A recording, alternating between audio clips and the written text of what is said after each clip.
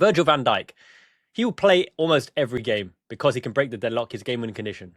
He'll play especially every big game. Now, this is like Bradley Barcola against Desiree Doué, Ousmane Dembele, and Kvicha Kvaratskhelia. He may get a lot of game time, he may get a lot of starts, but it won't be in the biggest of big games. Van Dijk will start every big game. So straight away, you're selling to a centre-back, a prospective centre-back coming in, that there's more or less one real legitimate shot next to Van Dijk on the right-hand side. So that limits your option straight away, considering Schlotterbeck has always played at left-sided centre-back. And are you going to shift Schlotterbeck over to accommodate the final years of Virgil van Dijk, or are you going to accommodate Schlotterbeck and push Van Dijk over and say, Captain, you go on the right side?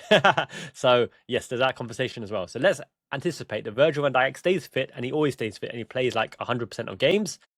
Big ask, but once again, squad planning and all that, he does it on merit. He's proven his consistency, except that little T-Rex Pickford being jealous and gnawing at his knee. Terrible, terrible foul. Can't believe he got away with that. Then you have the right-sided slot. Now, Jérémy Jacquet was brought in on the premise that he is the starter. He wears the number 5 shirt, 60 million from Lens. He is the starter. He's played full French league every appearance. He's cameoed at right back as well. He is really skillful. Former midfielder, steps into the defensive midfield slot. I believe that will protect either side of the 6, which we were lacking under Arne Slot last season. He will go there and protect alongside the sitting midfielder when the other one vacates position and pushes into a dual 10 system, whether it's McAllister or Gravenberch, Curtis Jones, or whoever it may be, new signing included. So Jérémy Jacquet looks like he's starting the season partnering Virgil van Dijk, but he's coming back from dislocated shoulder, hasn't had any matches in pre-season, and he's coming back in the last match in pre-season. Now, let's talk about Illia Zabarnyi at PSG. Okay, I think they signed him, for 48 odd million from Bournemouth. Andoni Iraola knows him well. Ukrainian international, Premier League proven, leadership material, quality, much better on a half turn and going backwards than Marcos Senesi, for example. And Senesi's already signed free transfer for Tottenham. He's got issues with Safarov in the goalkeeping position at PSG because Safarov first choice is Russian and obviously Zabarnyi is Ukrainian. Enough said. But let's look at this holistically. You sign him on loan. It's probably a win for everyone because you don't have to outlay a fee. PSG won't want to sell him for a loss because he is first rotation for Marquinhos and Pacho as well. He goes in and does the job. He's solid. He's quality. He plays a lot of Ligue 1 games because they saved the big guns for the Champions League.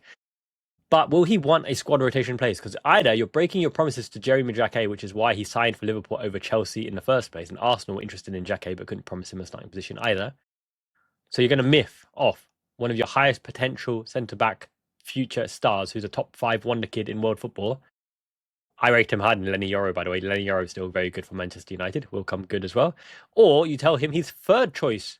Now, being third choice isn't the end of the world. He can prove on merit in an Andoni Iraola system, right? I'm sure if you perform well in training or you've got the right characteristics for the job on a day, or you played well in the last match, you'll keep your place. And like Arne Slot's favoritism, I'm not having too many pot shots at Slot. It's just the way it is and the way it turned out to be last season. Couldn't manage a squad and the morale and play players on merit and on form, so everyone was demotivated. The vibe in the changing room, by all accounts, was absolutely down. And the vibe still needs to be recovered somewhat because fans are having shots at Frimpong and Jones and whatnot. Let's just give them our support and backing because that's what it means to be a Liverpool fan. And by the way, thank you so much for supporting the Liverpool Fan in Japan channel. Smash the like, hit the hype if you're on mobile phone, comment, let me know your thoughts on which centre-back you would like before I continue as well. I want to put an ode to the one geezer.